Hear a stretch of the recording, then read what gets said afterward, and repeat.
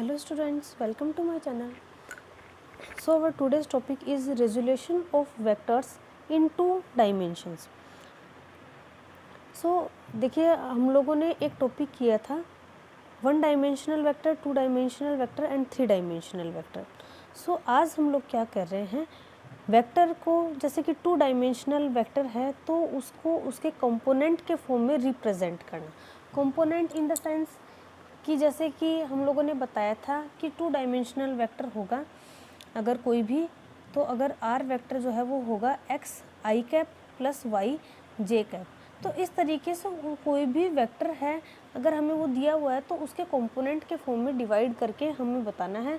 Divide करेंगे फिर उसके बाद में हम लोग उसके लिए उसके मैग्नीट्यूड और डायरेक्शन की वैल्यू फाइंड आउट करेंगे, यानी कि उसके कंपोनेंट्स में डिवाइड करना ही होता है रेजोल्यूशन ऑफ वेक्टर. अब सबसे पहले हम लोग बात कर रहे हैं टू डायमेंशनल की. देखो वन डायमेंशनल को डिवाइड करने की ज़रूरत ही नहीं है, ठीक है. टू डायमेंशनल और थ्री डायमेंशनल को डिवाइड करने की ज़रूरत है, तो थ्री डायमेंशनल हम लोग आगे लेंगे. सबसे पहले हम लोग कर रहे हैं टू डायमेंशनल वेक्टर को उसके कंपोनेंट्स में डिवाइड करना, ठीक है. तो यहाँ पर हम लोग क्या कर रहे हैं, सबसे पहले डायग्राम बनाकर समझेंगे.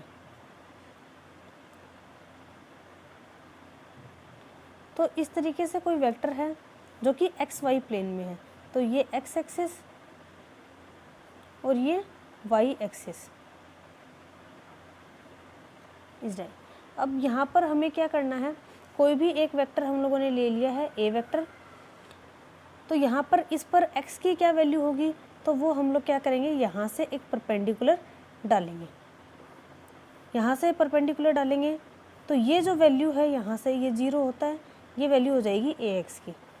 ये P इसको नाम दे दिया है, इसको M नाम दे दिया है. इसको यहाँ से हम लोग क्या करेंगे, इस पर एक परपेंडिकुलर डालेंगे तो ये हो जाएगा, इसको नाम दे दिया है N. अब देखिए ये वैल्यू और ये वैल्यू जो है वो सेम है. यहाँ पर ये जो वेक्टर, ये जो वैल्यू आती है y पर, y एक्सिस पर जो वैल्यू आती है वो इसका y कंपोनेंट होता है. तो यहाँ पर इसको हम लोग रिप्रेजेंट करेंगे ए वाई से. अब देखिए ये ए वाई है तो ये भी ए वाई के ही इक्वल होगा क्योंकि ये दोनों वैल्यू सेम है. तो अब हमारे पास में इस ए के दोनों कंपोनेंट आ गए हैं, ए एक्स और ए वाई. इस ए वाई को हमने यहाँ पर रिप्रेजेंट कर दिया क्योंकि देखो यहाँ पर ये एक ट्रायंगल बन गया है. अब ये जो वेक्टर है हमारा ए वेक्टर, ये एक्स एक्सिस के साथ में थीटा एंगल बनाता है. तो अब हमें यहाँ पर इस ए के मैग्नीट्यूड की वैल्यू फाइंड आउट करनी है और ए की डायरेक्शन, यानी कि इस थीटा की वैल्यू अगर हमें पता चल जाए तो ए की डायरेक्शन क्या है वो हमें पता चल जाएगा और इसको इसके कंपोनेंट्स के फॉर्म में लिखना है. तो सबसे पहले हम लोग क्या कर रहे हैं, ये एक ट्रायंगल हमें बना है, राइट एंगल ट्रायंगल, क्योंकि इस पर परपेंडिकुलर डाला था हमने, तो राइट एंगल ट्रायंगल बना है OMP. So using the triangular law in right angle triangle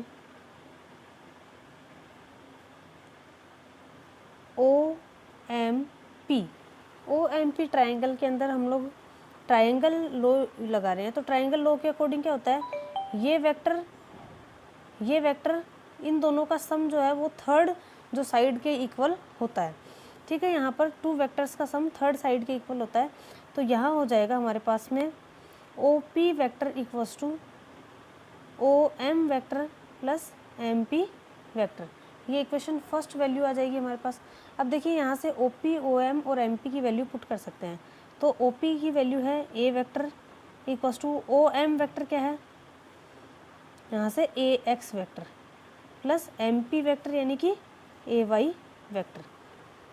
सो यहाँ से ये हमारे पास में इसके कंपोनेंट के फॉर्म में हम लोगों ने लिख दिया है. तो कोई भी वेक्टर है तो वो, अब देखिए यहाँ से AX पर जो वेक्टर है तो वो भी वेक्टर क्वांटिटी है, AY पर जो वैल्यू है वो भी वेक्टर क्वांटिटी है. तो उनके वेक्टर सम के फॉर्म में किसी भी वेक्टर को रिप्रेजेंट कर सकते हैं. तो अब देखिए यहाँ पर जैसा कि मैंने आप लोगों को बताया था यूनिट वेक्टर, जब हम लोगों ने देखा था उस टाइम पर मैंने बताया था कि Ax के अकॉर्डिंग यूनिट वेक्टर हम लोग लेते हैं i कैप और Yx के अकॉर्डिंग हम लोग लेते हैं j कैप। ठीक है, तो अब Ax वेक्टर इक्वल्स टू क्या लिख सकते हैं, Ax इंटू आई कैप। ऐसा किस लिए, क्योंकि देखो यहाँ पर यूनिट वेक्टर की डेफिनेशन क्या होती है, वेक्टर अपॉन वेक्टर का मैग्नीट्यूड। तो मैग्नीट्यूड को ऐसे भी लिख सकते हैं Ax वेक्टर अपॉन Ax, क्योंकि मैग्नीट्यूड को इस तरीके से रिप्रेजेंट करते हैं। सो यहाँ से Ax वेक्टर इक्वल्स टू हो जाएगा Ax इंटू आई कैप। सो इसी तरीके से Ay वेक्टर को रिप्रेजेंट कर सकते हैं Ay इंटू जे कैप। सो ये इक्वेशन 3 एंड ये इक्वेशन 4, ये 3 और 4 की वैल्यू अगर यहाँ पर पुट कर देते हैं तो A वेक्टर इक्वल्स टू हो जाएगा Ax आई कैप प्लस Ay जे कैप। तो यहाँ से हम लोगों ने इसको इसके यूनिट वेक्टर के साथ में रिप्रेजेंट कर दिया है। देखिए, जो हर एक लाइन हमें, हर एक इक्वेशन जो हमें मिल रही है बहुत इंपॉर्टेंट है। समटाइम्स हम इसको ऐसे रिप्रेजेंट करते हैं, समटाइम्स हम इसको ऐसे रिप्रेजेंट करते हैं। ये यूनिट वेक्टर की डेफिनेशन भी बहुत इंपॉर्टेंट है। जब हम लोगों ने ये डेफिनेशंस की थी तब भी मैंने आपको बताया था कि ये सारी डेफिनेशंस बहुत इंपॉर्टेंट है। अब हम लोग क्या कर रहे हैं, उसी राइट एंगल ट्राइंगल के अंदर ट्राइंगल OMP, इसके अंदर हम लोग ले रहे हैं कोस थीटा। सो यहाँ पर कोस थीटा इक्वल्स टू होता है, ये डायग्राम से समझेंगे, इसमें कोस थीटा लेंगे इस ट्राइंगल OMP में कोस थीटा। तो कोस थीटा इक्वल्स टू होता है बेस अपॉन हाइपोटेंशियल। तो यहाँ हो जाएगा Ax upon A vector. Cos theta equals to Ax upon A। ठीक है, सिर्फ मैग्नीट्यूड की लेंगे क्योंकि डायरेक्शन लेने की ज़रूरत नहीं है कोस थीटा में। तो यहाँ से हमारे पास में क्या आ जाएगा, Ax equals to A cos theta. इसको इक्वेशन 6 वैल्यू दे देंगे। अब उसी ट्राइंगल के अंदर हम लोग साइन थीटा लेंगे। तो यहाँ से साइन थीटा इक्वल्स टू होता है परपेंडिकुलर अपॉन हाइपोटेंशियल। तो ये हो जाएगा Ay अपॉन A। सो यहाँ से Ay इक्वल्स टू हो जाएगा A साइन थीटा। ये इक्वेशन 7 हो जाएगी। सो अब हम लोग इक्वेशन 6 का स्क्वायर प्लस इक्वेशन 7 का स्क्वायर करेंगे।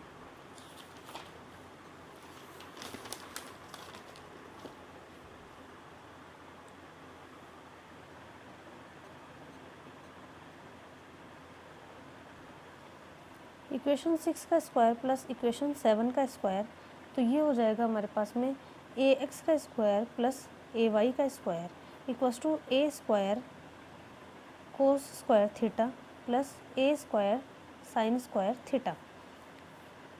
Ax का स्क्वायर प्लस Ay का square equals to A square, यहाँ से कॉमन ले लेंगे, ये हो जाएगा cos square theta plus sine square theta.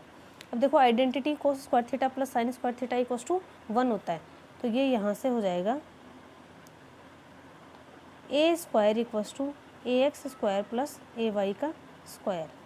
तो A इक्वल्स टू हो जाएगा अंडर रूट Ax का स्क्वायर प्लस Ay का स्क्वायर। सो ये हमारे पास में यहाँ पर मैग्नीट्यूड आ गया है। A की वैल्यू हम लोगों ने फाइंड आउट कर ली है। तो ये इक्वेशन 8 मैग्नीट्यूड आ चुका है। अब हमें डायरेक्शन भी फाइंड आउट करनी है। सो अब हम लोग क्या करेंगे, इक्वेशन 6 और इक्वेशन 7 को डिवाइड करेंगे। Equation 6 divided by equation 7, sorry equation 7 को इक्वेशन 6 से डिवाइड करेंगे। इक्वेशन 7 डिवाइडेड बाई इक्वेशन 6, तो ये हो जाएगा Ay upon Ax equals to A sine theta upon A cos theta. तो क्या होगा, यहाँ A से A कैंसिल हो जाएगा, तो tan theta equals to Ay upon Ax। Theta equals to tan inverse Ay upon Ax। तो यहाँ से थीटा की वैल्यू भी हमारे पास में आ गई है। तो देखिए इस तरीके से हम लोगों ने एक 2 डायमेंशनल वेक्टर को उसके कंपोनेंट्स में डिवाइड किया, यानी कि उसके कंपोनेंट के फॉर्म में हम लोगों ने इसको रिप्रेजेंट किया है। फिर उसके बाद हम लोगों ने इसका मैग्नीट्यूड निकाला है और उसके बाद हम लोगों ने उसके लिए डायरेक्शन थीटा कैलकुलेट किया। तो ये हो गया है resolution of vector for a 2 dimensional vector. So आज का ये वीडियो यहीं तक है। अगर पसंद आया तो please hit the like button, also press the bell icon for notification of next videos and please subscribe my channel and share it with your friends.